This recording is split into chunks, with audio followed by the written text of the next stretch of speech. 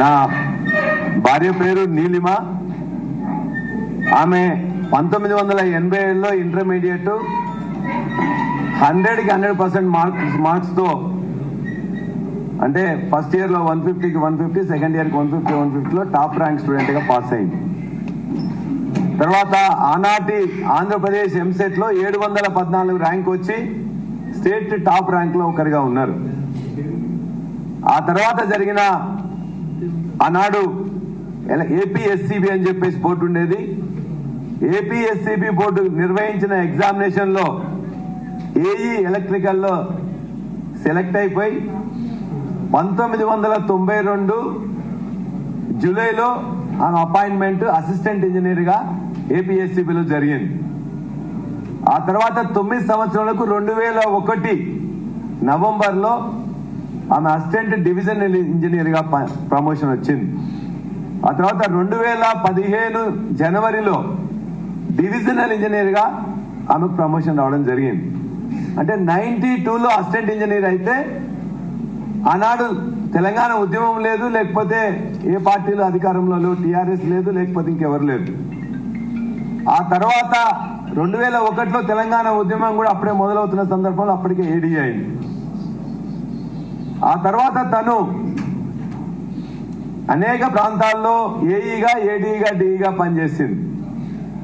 సిటీలో విద్యుత్ సౌధలో, ఎర్రగడ్డలో ఉండే ఆఫీసులలో, కల్వకుర్తి మహబూబ్ నగర్ సంబంధించిన కల్వకుర్తిలో, మిర్యాలగూడలో పనిచేస్తున్నప్పుడు 6 months డెప్యుటేషన్ కూడా సెక్రటరియట్ లో పనిచేసింది.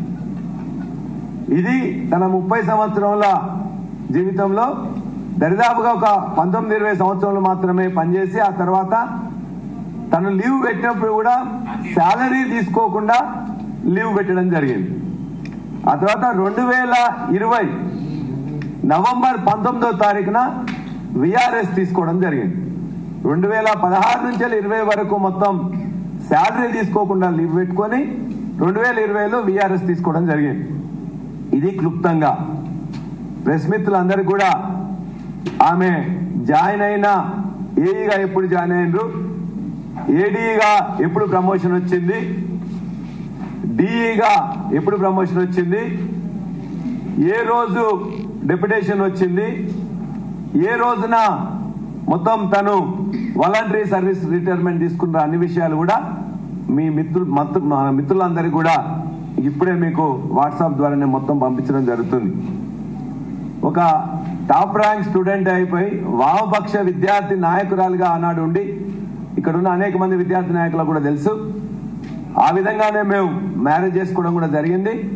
ఇవాళ తను సిఇఓగా ఉన్న అనురాగ్ యూనివర్సిటీలో 2300 మంది ఎంప్లాయీస్ ఇలా సంస్థలో పనిచేస్తా ఉన్నారు. 1998లో మేము విద్యా సంస్థలు పెడితే ఈ 25 సంవత్సరంలో ఒక్క నెల కూడా తప్పకుండా ప్రతి నెల 5వ తారీఖు మాత్రమే ఇప్పటి వరకు కూడా జీతాలు పే చేస్తున్నాం.